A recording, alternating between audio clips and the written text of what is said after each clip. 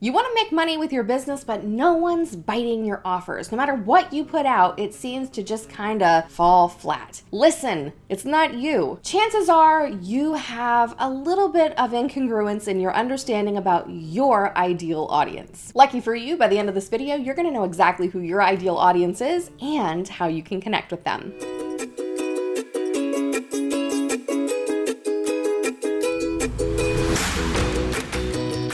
Hi, I'm Erin from Shebish.com. I help creative business owners just like you start and grow their dream businesses with strategy, heart, and joy. And this week, we're digging into an often overlooked part of starting a business. We are digging into the ideal audience. Many times people start their businesses wanting to market to everyone or feeling like if they put their service out or their particular product out, the right people will come. But this just isn't the case. In fact, you have to cater your content to your specific audience in order to connect with them, which is why it's so important for you to really know them, really define them. And that's what we're going to be digging into in this video. Now, before we jump into the content, do me a favor, hit that subscribe button if you haven't already. I put out new videos every week on creative business and how you can grow yours, and I would love to have you here as part of the Erin Shebish family. And one last thing, you're going to want to stay to the end of this video because I'm going to be sharing how you can get into a completely free mini course that'll help you get your business up and running with real intention. And intention's what it's all about. So let's jump into actually figuring out who that ideal audience is. If you are marketing to everybody, what you're actually doing is alienating your true customers and your true clients. So an exercise that is so important is actually identifying who they are. Now, we're not going to go through this process of creating your ideal customer avatar. If you go on Pinterest, there are a million blog posts on how to do this. Instead, we're going to talk about how you can define your audience as opposed to your client. Your ideal client is important, but in order to get your business up and running, you really need to know who you're marketing to, and that means creating that ideal audience. The first thing that we really look at is your demographic. Now, this does play a part into your ideal client, but it's also super important for your ideal audience.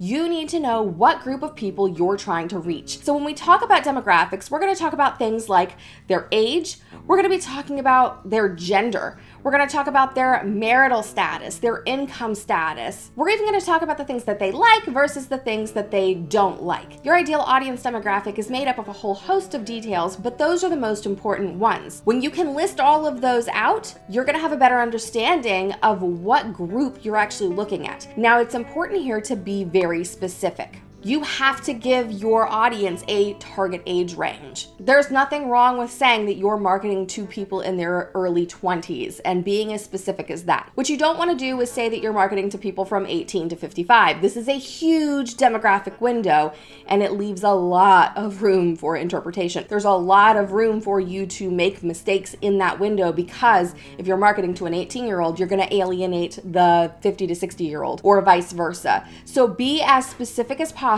when you are working through your demographic. The next thing you really want to dig into is the problem that your audience has. Now, regardless of what industry you're in, you're going to be solving a problem for them. This can feel a little harder to put together if you're offering a product, but let me be clear here. You are offering a solution to a problem, even if you're offering something like wall hangings or baby blankets. It doesn't matter what you're offering, you are solving a problem. If you're struggling with this, try reverse engineering this whole process. What you can do is figure out what you're offering. When you know what you're offering, ask yourself, how does that help the person that you are selling it to? If you have a service, how does that help your client? If you have a product, how does that help the customer? Really dig deep because this is an area that you absolutely have to be clear on. Once you know how it's helping them, ask yourself, why do they need that help? And there is your pain point. Once you know that pain point, you're going to be able to create content geared towards that pain point to show your audience how you're helping them, and it's going to give you clear insight to the other struggles that your audience may be dealing with. Right along that same vein, you need to understand what the solution to their problem is. You have that solution. You have the ability to solve a problem for them. Get very clear on how you'll solve the problem.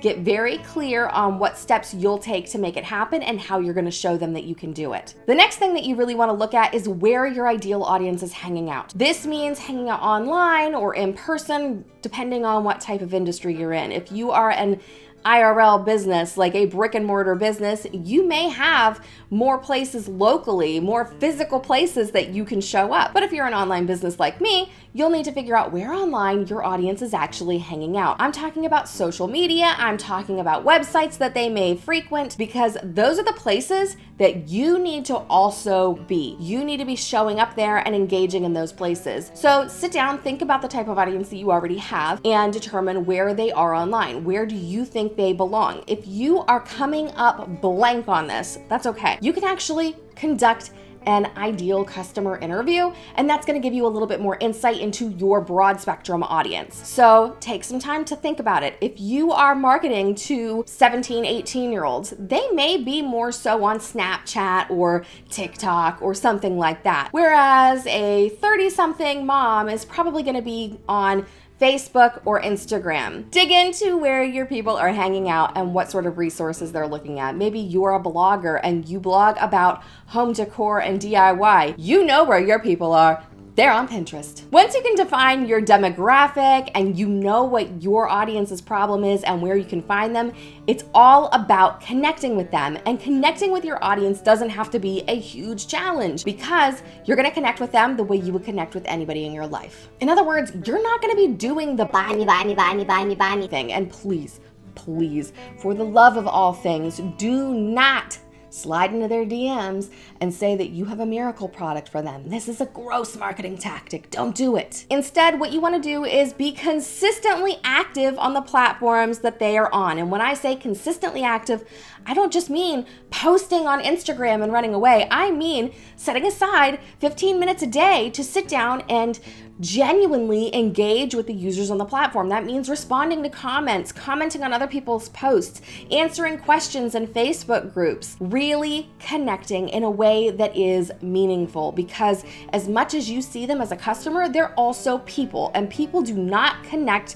with sales. People are not connecting with someone who is trying to shove a product or a service down their throat. They connect with authentic people. And that's what you want to build. You want to build those authentic and genuine connections. You want to build those relationships. This means you need to connect with them on a non-business level. Don't be afraid to share a little bit about who you are. Don't be afraid to share some behind the scenes. You're allowed to post pictures of yourself, and friend, you really should, because like I said, no one's connecting with a logo. In fact, in order for a consumer to really connect with a business online, they need to see the whites of your eyes. So what does that mean? It means, girlfriend, get in front of the camera. Share some of your stories. Share a little bit about your why. Share relatable content. If you are a sucker for the Target dollar spot, don't be afraid to put that in your Instagram stories. This type of content makes you relatable, and it makes you approachable, and it makes people want to be around you because they can sit there and say, me too. And ultimately, people are very community oriented, which means you need to build your community. That's going to be a huge way to reach your people. And finally, whatever content you do put out, make sure that a lot of it is value packed. It's great to put out behind the scenes stuff, and it's wonderful to share a little bit of silliness here and there, but you absolutely need to make sure that you are giving your audience something of value. If you're a blogger, share bits and pieces of blogs that you have. Give them like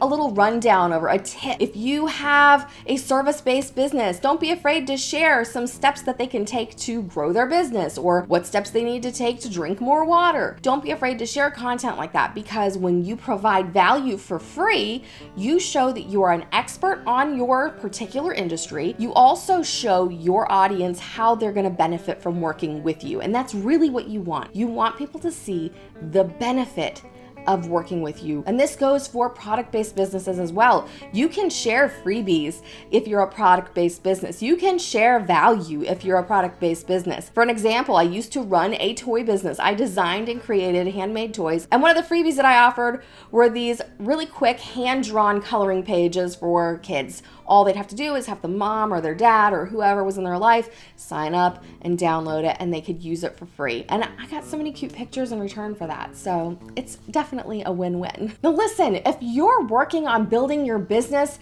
one of the most important things for you to do is actually build it with real intention. The last thing I want to see you do is build a business on a whim and end up with something that feels like a chore and doesn't bring you joy. Your business should bring you joy. So if you're ready to build your business with heart and with intention and to really build it on a strong foundation, I want you to head to the link in my description right now and sign up for my free 4-day mini course, Blissful Biz Beginnings. The lessons in this course will come directly to your email over the course of 4 days, where you can listen in on how you can define what success means to you, how to set goals with intention, and more. By the end of it, you're going to be well on your way to starting a business blissfully. And if you've already started your business, go ahead and sign up anyway, because it'll help you pivot if that's what you need to do. And pivoting is okay. And until next time, remember, you're amazing. Bye, guys.